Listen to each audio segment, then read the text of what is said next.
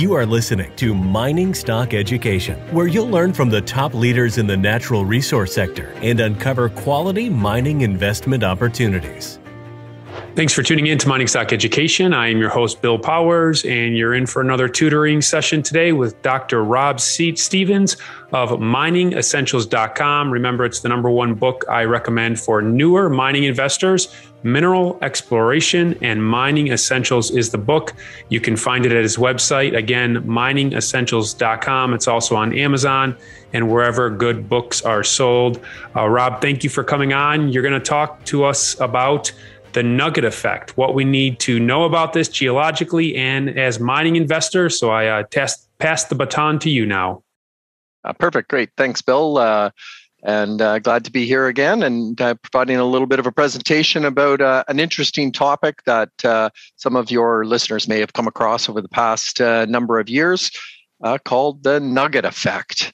And it's one that primarily affects gold projects, but it can also affect other particularly precious metals or high-grade mineral deposits. But let's get into that. And just here's the cover of my book. If anybody's looking for it and sees that, that's what the cover of the book looks like, which is on Amazon, as you mentioned, Bill. So, sorry, one second. What are we going to talk about today? So first of all, what is the Nugget effect? What does that mean? Then we'll do a little bit of coverage of both geological and sampling Nugget effect. So there's different sort of issues that can arise, geological, natural, and then sampling issues for the Nugget effect. The impact of the Nugget effect on exploration and on resource estimates. And then finally, we'll finish off with a few investor considerations, some things to keep in mind when this issue pops up.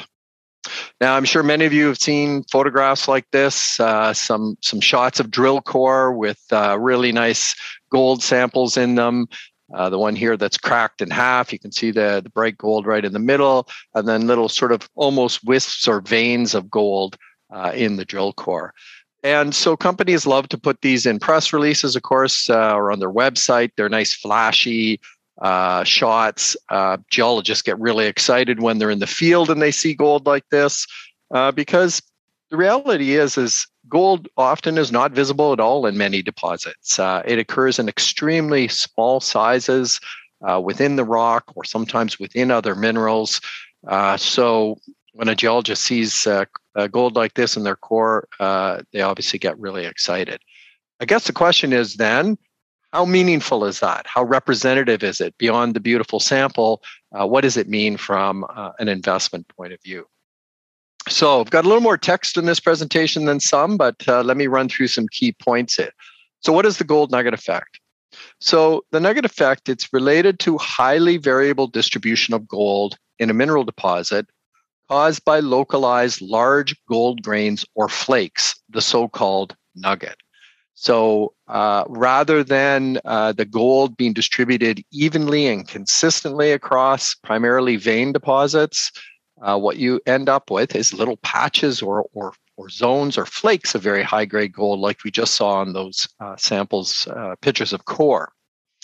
And so that's the challenge, is that you get these pods or these patches of high-grade gold within the deposit.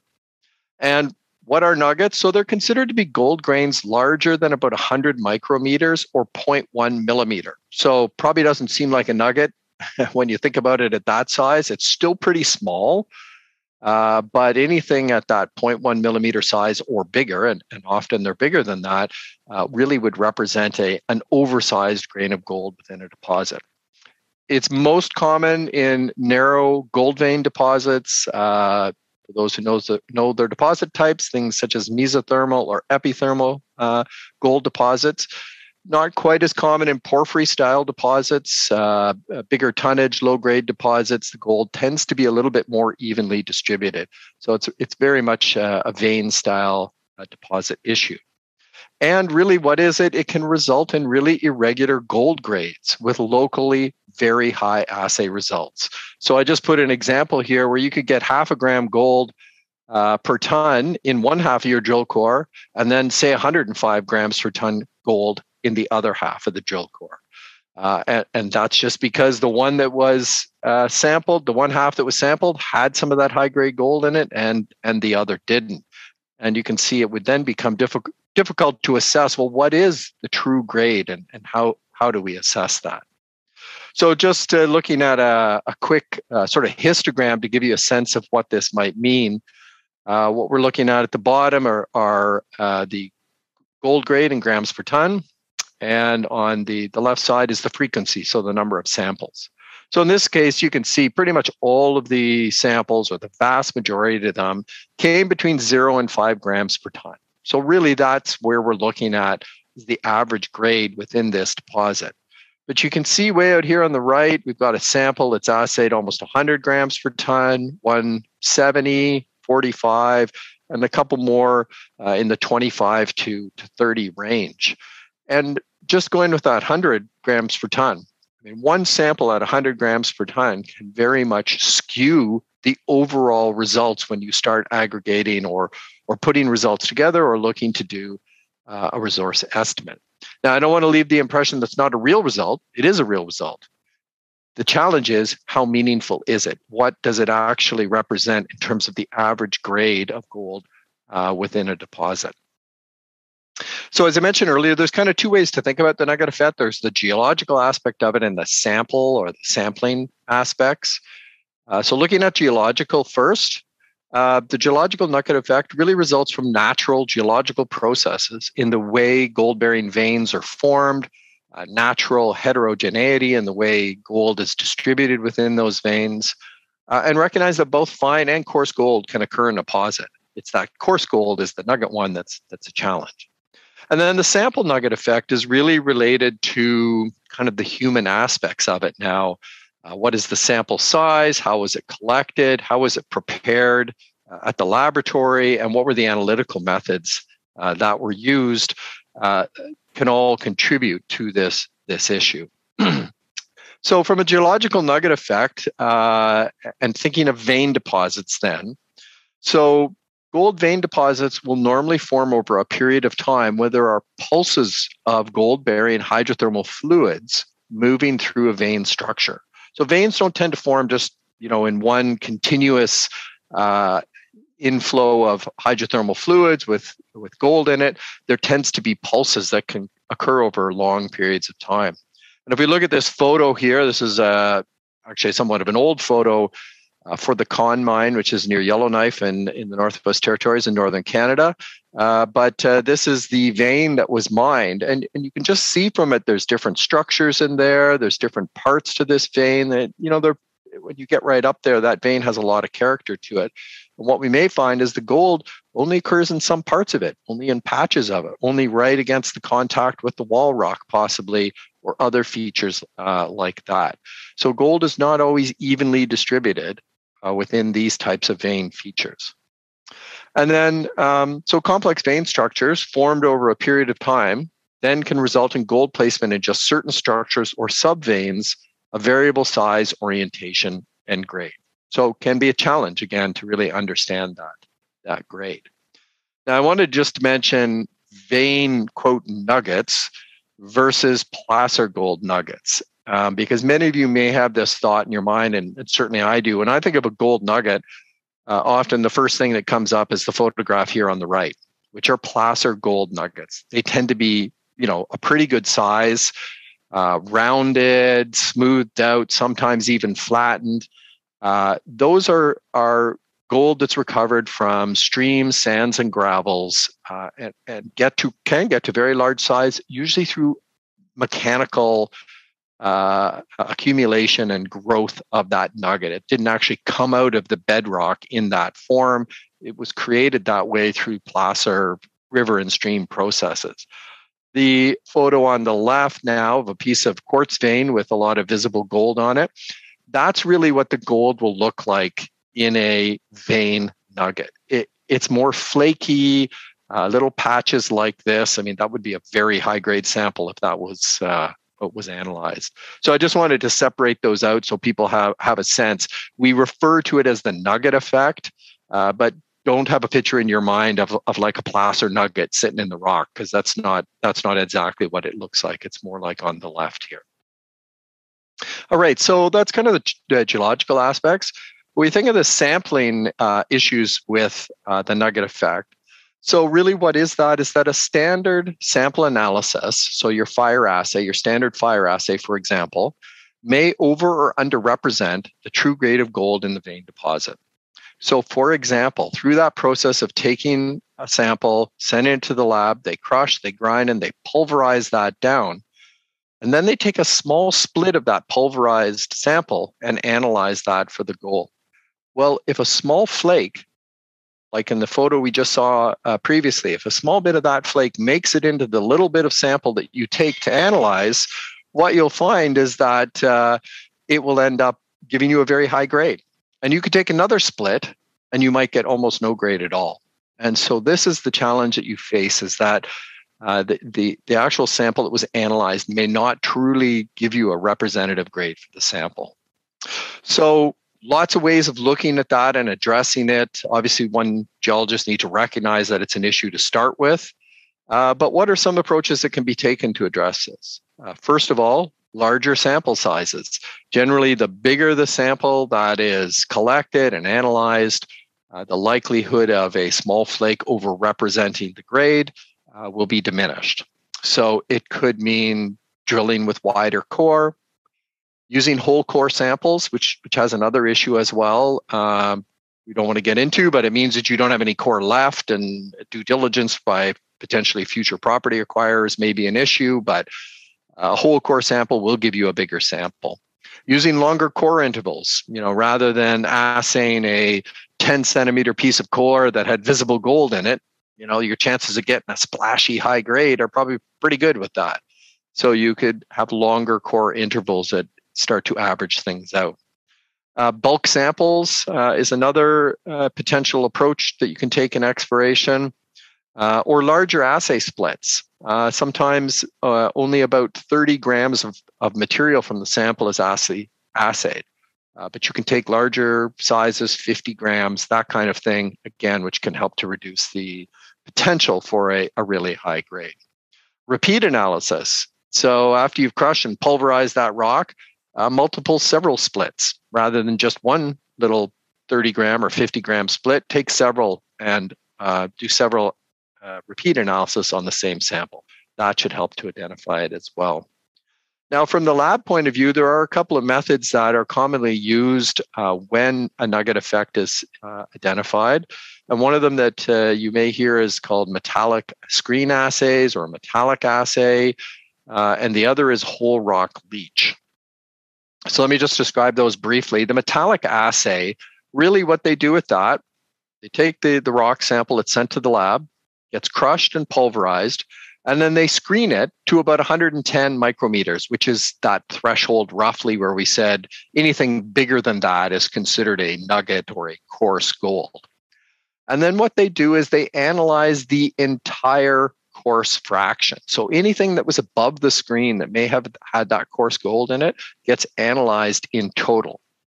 Then they take a representative split, maybe even two of them, from the smaller material that went through the screen.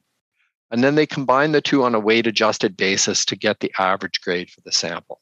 And that way it takes into account both the coarse gold that could be in the sample as well as the fine gold, and gives you a much better average grade for that sample. So that's a good technique that can be used, and you'll see lots of companies mention that in their press releases when they have a nugget effect issue. The other one is called a whole rock or total sample leach. Leach well is one method that's used. And essentially what they do there is they're almost using sort of mining type methods, is that they use cyanide, which is how we recover gold at mining operations, to dissolve the gold from a total sample weighing at least 500 grams. And often a kilogram or more is really what you need. And what you get then is an assessment of total recoverable gold, whether it's fine or coarse. It's actually the recoverable gold in the same way that you may recover gold at a mining operation. So those are two different ways in which we can address this nugget effect, so that we are confident that the grade that we're getting from our results is consistent with the overall average grade for that rock, not just the nugget itself.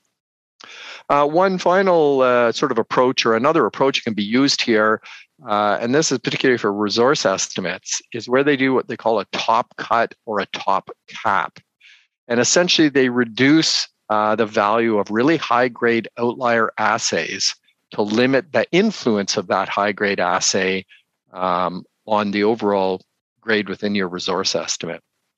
Because just a small number of high-grade values in a group can really skew your results. If you've got 10 samples and one's 100 grams and all the rest are 2, that 100-gram sample is going to skew everything to a much higher average grade than may be realistic. So there's lots of different approaches to capping, providing this top cap or cut to your assay. Ideally, it's a statistical process, and there's different statistical approaches that can be used. But it does, in order for the statistics to be used effectively, you have to have a large sample set. So that can work for advanced projects or mines. Not so easy at the early stages of exploration. And so you see people even somewhat arbitrarily saying, any assay we get over 30 grams per ton, we'll just cap it at 30 grams to reduce that effect. So there's some sort of steps that companies take, and you'll see them reference this as they look to address the nugget effect. So what are some of the impacts to exploration? What does this mean to companies who are exploring for gold? So first, it can be hard to assess the significance of a discovery. High-grade samples are really encouraging, but how representative are they? And it can be difficult to understand the true grade and grade distribution in a vein where you have these pockets and patches of gold. So it's a technical challenge for the geological team. Of course, somebody loves to see a press release where you've got 100 grams per ton in a sample, but really, what does that mean? And it becomes a little harder to assess. So companies need to assess different drilling methods, sampling, analytical methods, as I just described, to better understand gold distribution. For example, people might do a whole lot more RC or reverse circulation drilling, where you can get big sample sizes in order to address this. As well as core drilling, they might need to do both. So they'll have to really think about how they're going to approach it. A very common issue is that you need really tight drill hole spacing. Because the issue is what is the continuity of grade between drill holes? And where you have that nugget effect, it can be hard to understand what's going on between drill holes. That means you need to tighten up your spacing.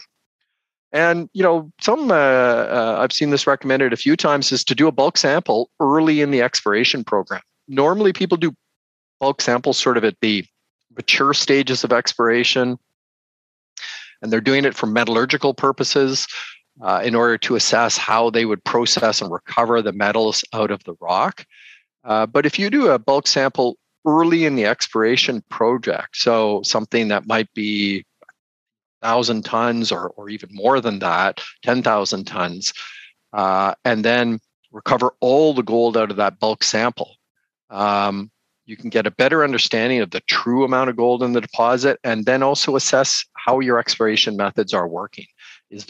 Are the approaches that you're taking to addressing the nugget effect working?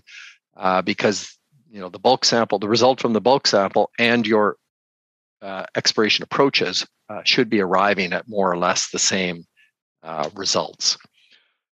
Resource estimates are another big part of this, so it's a challenge at exploration. It's certainly a challenge with resource estimates as well. Now, the nugget effect for gold is real. It's not, I don't want to leave anybody with the impression it's not real gold. It is gold that's there. Really, the challenge is an accurate estimate of the true gold without over or underestimating. Some people say part of the challenge with capping drill results is that the 100-gram assay is a true assay.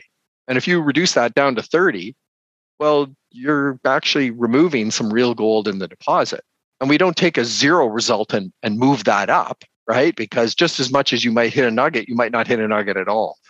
So you can both overestimate or underestimate the amount of gold in a deposit with the nugget effect. It's not always an overestimate. It can go either way, and it's a challenge to arrive at what is that real value. So grade continuity challenges, I already mentioned those. That's a big thing in resource estimates. Really, you're using the results from your drill holes and assuming that between drill holes, you understand how grade continues. And in nuggety deposits, that can be a challenge. So again, tighter drill hole spacing may be needed, possibly even 10 meters or less. That's a lot of drilling that's going to need to be done, before you can get to a good result.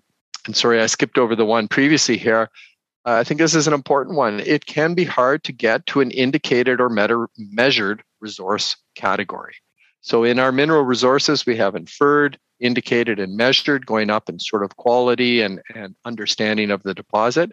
In really nuggety deposits, it can be hard to get to that higher confidence resource estimate because the qualified person just does not have confidence in that continuity of grade if it's really variable. So capping outlier results is used in resource estimates and bulk samples as well. So similar to exploration, these can be used to help better arrive at a better estimation. All right. So what does this mean for investors? What should you think about? The first I would say is don't get too wowed over local, very high grade results, particularly over narrow intervals and in gold vein deposits. It's great to see a company with a very high result in their press release, touting even sometimes kilograms per ton of gold. So it makes for a nice headline, but it may not be that meaningful. I mean, another way to look at it is to say, well, what is the grade of operating mines? I mean, there are not very many operating mines that have an average grade even more than 30 grams per ton, and most of them are a whole lot less than that. Underground, maybe 10 or 15 grams. Open pit could be down even less than 1 gram per ton. So the fact that they've got hundreds of grams per ton, you just know that that's not really all that meaningful. And it doesn't necessarily mean it's going to be a great deposit. So you got to dig a little bit deeper. I think like always, you shouldn't rely on a single press release, a single drill hole, or a single result, right? You need to think about the fuller package. I think it's good to understand how the company is addressing the nugget effect. I mean, if they're going to talk about hundreds of grams per ton, then they need to have a way of addressing that to understand then really what they do have. So what are their sampling methods, their assaying or analytical methods, geological modeling, that can help, capping results, that kind of thing. So get a sense of how they're approaching this issue. Here's another one. Consider how samples are composited. Because one high-grade result can skew the average grade for a large interval. So for example, companies might sample and assay their vein, let's say, in 1 meter intervals. So do a series of 1 meter intervals. Well, if one of those intervals had a really high grade result and they just added that in and averaged it with the others, you can end up with, let's say, a 10 meter interval that sounds like it's got a great grade, when in reality, it was only one of those 10 meters that had that. And reality is it was probably because a flake of gold made it into the assay split. So that's not always so easy. You'd have to dig a little bit deeper to see how they're composited. If a company is releasing their detailed assay results for every interval, you can take a quick look to just see the average grade of 10 meters. What does that actually look like in the individual samples? So it takes a little more digging, but it is something to sometimes to be aware of. Be aware it may require extensive close-space drilling. It takes time and resources. Getting to 10 meter drilling, that's going to take a long time and cost a lot of money. It may be hard and costly, really, as a result of drilling, to arrive at high confidence resource estimates. So difficult to get to a measured resource. Now, you don't have to. I mean, there's no requirement that says you must get to a measured resource. Some investors, some funds may want to see that, but just recognize it can be harder here. And it's not necessarily a terrible thing, just it's good to be aware of that. And maybe the last one I'll just mention, and this gets to the mining side of it, grade reconciliation with new operating mines can be a challenge. So where you have a lot of nugget effect, hopefully you got a sense from what I just went through that there can be challenges with doing the resource estimate for those deposits. And so when that actually gets into an operating mine, in those first few months, year or more, there may be less or more gold that actually comes out in that mine, depending on how well they were able to address that nugget effect. In the worst case scenario, they way overestimated it. They're getting much less gold, and it can kill that operation quickly. The flip side is they may ended up with more gold than they thought because they were, careful and conservative with their approaches. So something to recognize anyway, that grade reconciliation between the resource estimate and what you're actually mining might be variable in those first year or so of the operation. So there we go, Bill. That's a quick and dirty overview of the nugget effect. Something just to keep in mind. It's not a grand concern. Lots of deposits have it. There's lots of ways of addressing it. But I think as an investor, it's good to know that and to take those super high grade samples with a little bit of a grain of salt when you see those. So, yeah. About 10 years ago in United States politics, when the Affordable Health Care Act was in Congress, I remember that the Speaker of the House at the time said, we need to pass it to find out what's in it. And when it comes to mining, I've heard people say regarding nuggety deposits, we need to mine it to find out what's in it. But as an investor, I mean, when you hear that, it's avoid at all cost, right? Yeah. Yeah. Well, and that's where something like the bulk sample at some point, even earlier in the exploration phases, can be useful. Because while it's not a full mine, at least it's sort of getting to the scale of a mine, and it gives greater confidence than in understanding that nugget effect and the methods that are being used to address it. So, but yeah, it's a tricky one for sure. There's more than one mine that's had a good party or not, depending on their reconciliation of those grade results for sure. Should the investors critique the engineering companies just as much as the management teams when it comes to the economic studies that are prepared around nuggety deposits? Well, I do think that where you have a high nugget effect deposit, it is going to be difficult to arrive at that resource estimate. And so I think when you've got maybe overly confident categories, people are moving it all up to the measured category with 25 or 50 meter drill hole spacing. That would be something I would be concerned about a little bit. I think that the caution needs to be outlined in engineering reports too. There are, as I went through, a number of methods to address it. And some of it can get quite sophisticated and can really reduce the potential for error. But I think it is a risk that needs to be articulated effectively in those engineering reports, and likewise, repeated by management. But I think that for the most part, they're going to have to do the best they can with that and not get overly confident. And as I said, not put it up to a measured category when really that's not realistic for the type of deposit. And shouldn't investors be a little more skeptical when it comes to these deposits? Because I remember a few months ago, or however many months ago, 5, 6, 7 months ago, there was a company that came out that had stellar results, but then they had to come back to market and say, listen, the half of the core that we sent to the assay lab had significantly more gold in it than the half we kept. Because, I mean, human bias can come into play. You decide where you're going to cut that core. And if you see that shiny gold in it, that's the one you want to send to the assay lab, right? Yeah, that's right. Well, and that's that sampling bias, sampling kind of nugget effect. To me, where I would be cautious is that whenever there are splashy, super high grade results, great, kind of draws you in, but you have to take a look at that and get a sense of what it means. So if, they've got a whole bunch of samples in the 0 to 5 gram per ton range, and then they've got a few of these really high grade ones that they're promoting, well, that those are not totally realistic. They are real samples, but what are they doing to address that? Out of a result like that, I would expect to see that they're doing check assays, they're trying to metallics, they're looking at various ways to address overrepresentation by these very high grade results. So It can be misleading, and I think it's like one of those adages: if it seems too good to be true, maybe it is, and that's probably partly the case with super high grade results. They can be meaningful. I mean, obviously, you want gold in your deposit, and those nuggety patches can add a lot of gold to the deposit, so it can be a great one.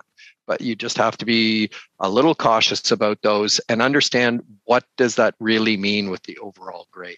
I would probably toss those out in my own analysis and just say, well, forget those top ones.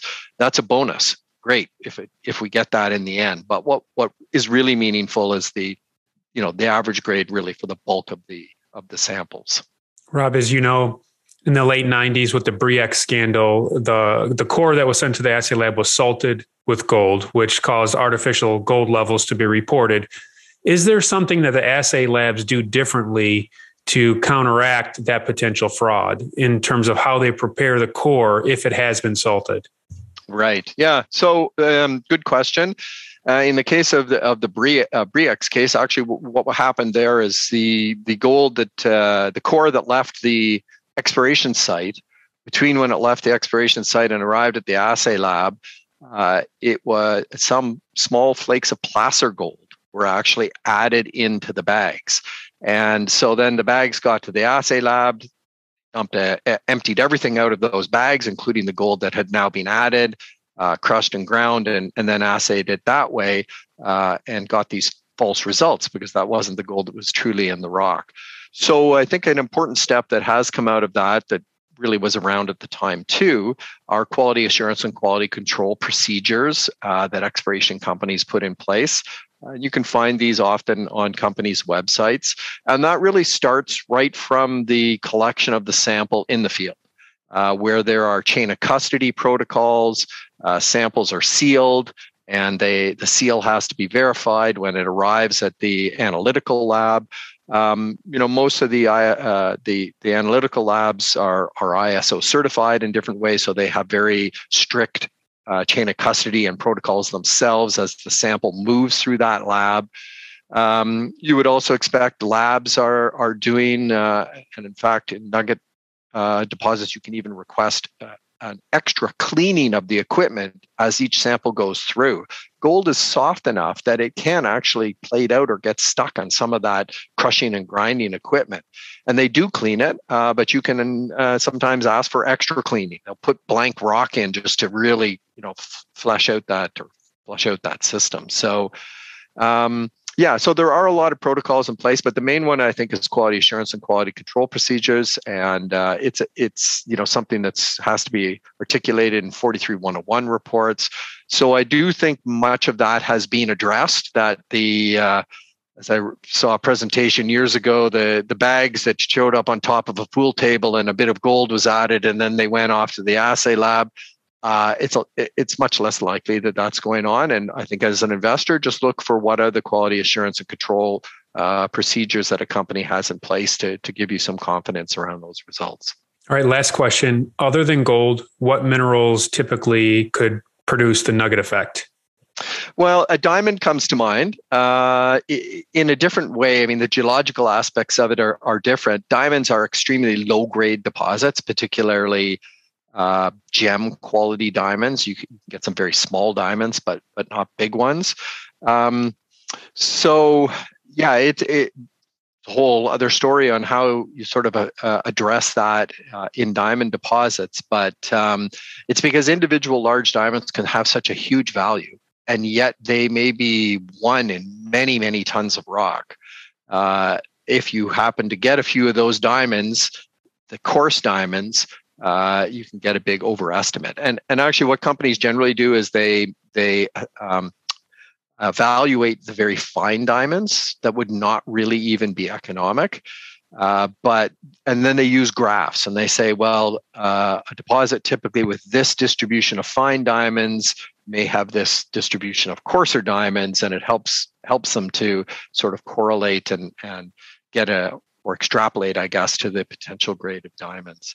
So that's a tricky one, maybe for another discussion. And I think platinum can be a little bit like that too. Again, it depends a little bit how it occurs. I even came across what are referred to as paleoplacer gold deposits, some in West Australia, where they're, and by paleoplacer, this is basically gold that has eroded out of rocks into streams and gravels as a placer deposit. Then that whole material has now solidified into rock, and they're mining this rock, which the deposit actually formed through placer methods. And inherently, gold that was formed in streams and gravels can be patchy and potty and very high grade. So that's another tricky one. You don't see those deposits so much, but that still relates to gold as well. So yeah, those would be a couple of other things I think to keep your eye on for the Nugget effect. Excellent. Rob, your website again is MiningEssentials.com. You have your book there, but you also offer courses, don't you? Yeah, I have some online courses that are available that you can access through my website that give you a good overview of the whole industry from one end to the other.